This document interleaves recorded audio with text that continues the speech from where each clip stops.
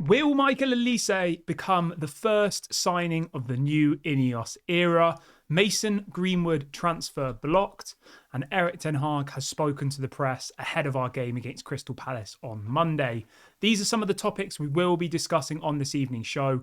Before we do that, please do me one small favour, smash a like on today's video, subscribe to the channel if this is your first time watching, and let's get straight on into it. So let's start the show off with some positivity, as I always like to do here on the channel. And the positive story I've got for you today is that Mason Mount, Anthony Martial, and Johnny Evans are all back in training today. First team training. Now, I know some of you are probably thinking, some of you don't like any of those players. I was trying to pick my words carefully there, but I think it's a massive boost that we need before the end of this season. Like, I know people don't think Johnny Evans is going to be here next season. That's fine, but he has done well this year. Mason Mount obviously has had a terrible season with injuries and all the rest of it. And Anthony Martial, he's the forgotten man. Like, when was the last time you saw Anthony Martial play football? It's been months and months and months and months. Now, is there a world where Anthony Martial scores the winner for us in the FA Cup final when we beat Man City? I don't know, maybe, probably not. But we can all live on a bit of fantasy land at some point, don't we? I'm just happy that it gives Erik ten Hag more options, because Rasmus Højlund's had to play every single game for God knows how long. And at the age he is, he's 20 years of age, like, he shouldn't have that much pressure on his back. At least now he can look at Anthony Martial and say, go on, go out there, do something, earn your money. Remember, Martial's on 250 grand a week, and he needs to earn that. Keeping on the topic of team news, there is a bit of a concern. Apparently, Bruno Fernandes is a doubt for the game against Crystal Palace. But I'll be honest with you guys, Bruno Fernandes plays through injury. He's got a broken hand at the moment, and he's still playing. Like, he would have to literally be like bedbound for Bruno Fernandes not to be able to play football. So I still think we'll see Bruno on Monday. It is, isn't it? Right. Moving on from that though, let's move over to the story about Michael Olise. And the headline this evening from a very reliable source here in the UK is that Manchester United are now the favourites to sign Michael Olise should the winger decide to leave Crystal Palace this summer. It says Olise has a release clause in his contract which becomes active after the end of the season, and United's new INEOS ownership have identified the player as a key target this summer. Now, we've spoke about Olise quite a lot here on the channel because obviously we've been linked to him for so long. I think he's a quality player. He's talented. But apparently the release clause is £60 million. I think that's too much money. I'm not saying he's not worth that. I think he probably is worth that. But when we're having to scrape the barrel for our budget for this summer, apparently our budget is about 100 million net. So that means 100 million plus however much money we get from player sales. So let's say best case scenario, we make about £100 million worth of sales.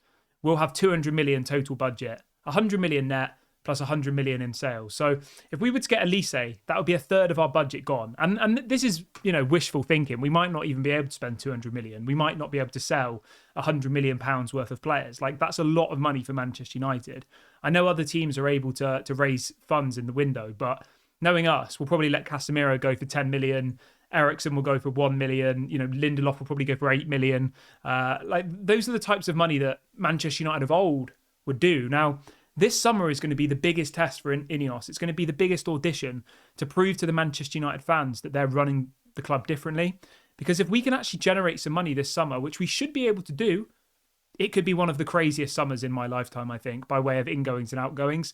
But obviously, this is all hypothetical. It's a big if. Will it happen? Will it not happen? Will it just be more of the same where Jadon Sancho leaves for 20 million?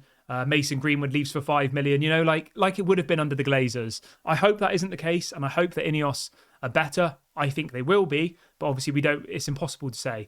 But back to the topic of Olise, I think the other thing as well, which is maybe a bit of a concern, is his injury record. So this season, he's missed 60 days of the season through injury, which is a lot, let's be honest. Last season, he missed 135 days of the season through injury. So the last two seasons, he has struggled with injuries, which is a concern, I think, at the age he is as well, to have had two really bad injuries in the space of 2 years.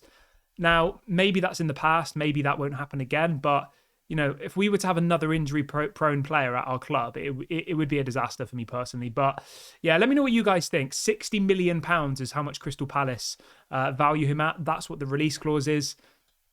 Effectively, we offer them £60 million and we get him because he has a release clause. But it's whether we think that he's worth that. In Manchester United's perspective, that is. Obviously, he's worth that to some clubs. But if Man United can only spend X amount of money, do we want to spend 60 million on Michael Olise? Let me know in the comments section below.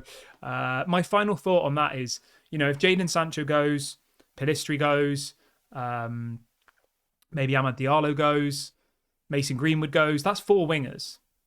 I'm not saying I want all of those players to go. I'm just giving you an example, Sancho, Greenwood, and Pellistri. I imagine those 3 players will leave.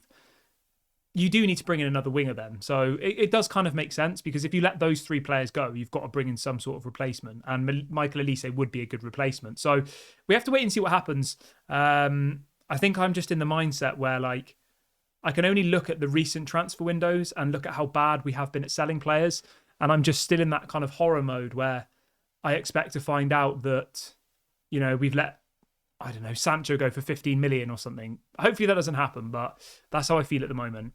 Right, moving on from that, let's talk a little bit about Mason Greenwood.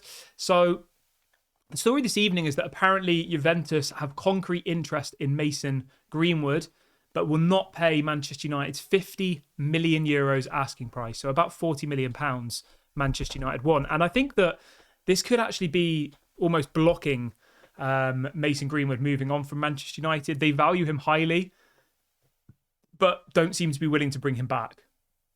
They've put a massive price tag on him, and it only really seems to be teams in La Liga and Serie A who are after him. And are the teams in Serie A and La Liga at the moment in a financial position to be able to pay 50 million euros for Mason Greenwood? I mean, maybe they are, but the general consensus that we're hearing is that teams like Atletico Madrid, Juventus, even Barcelona are apparently interested in him, but the price tag is deemed excessive.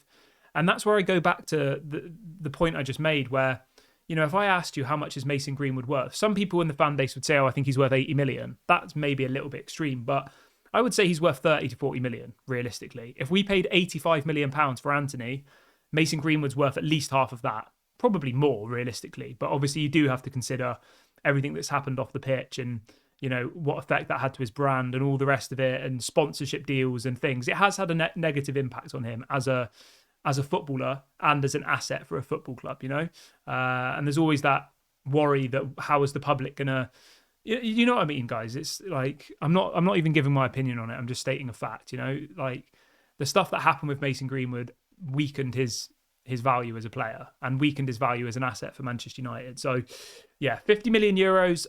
I mean, it sounds fair to me, but I don't know. I just can't see someone like Juventus paying that type of money for him, to be honest. And I don't see someone like Atletico Madrid doing it either.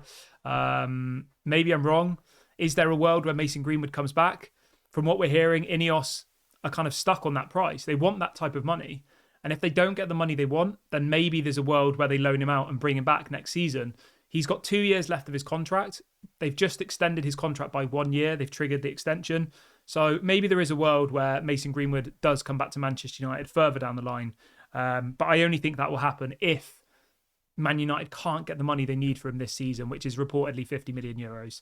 But let me know what you guys think about Mason Greenwood in the comment section below. Let me know what you guys think. Just wanted to go through some of Erik ten Hag's quotes from his press conference as well. So he was asked about Jadon Sancho, and he said the following. This is Erik ten Hag's words. He says, yesterday, Sancho played very good. He is a very good player. He showed why Manchester United bought him and represents a high value. I am happy for Jadon. Okay, but I mean, what else is he really going to say? He's not exactly going to say, come in effing and ahhing about Jadon, is he? He's got to say that. I don't know. I don't know what's going to happen with Sancho. I think I have a feeling that if Erik ten Hag isn't the manager next season, I think Sancho will come back. And I think that if Ten Hag is the manager, he won't come back. I think it's as simple as that for me. I just can't see a world where Erik ten Hag and Jadon Sancho become friends again. The stories that I'm reading are saying that the relationship is unrepairable and that there's nothing that can be done to repair that relationship between, Sancho and Ten Hag. So I'll keep you updated on that one. I am going to wrap the video up here, guys. I hope everyone has enjoyed today's show. If you have, please leave a like, comment, subscribe. This has been Daily Red Devil. I hope you have a lovely evening, day, morning, wherever you are in the world. I'll be back at 11 a.m. UK time tomorrow, and I'll speak to you all a bit later.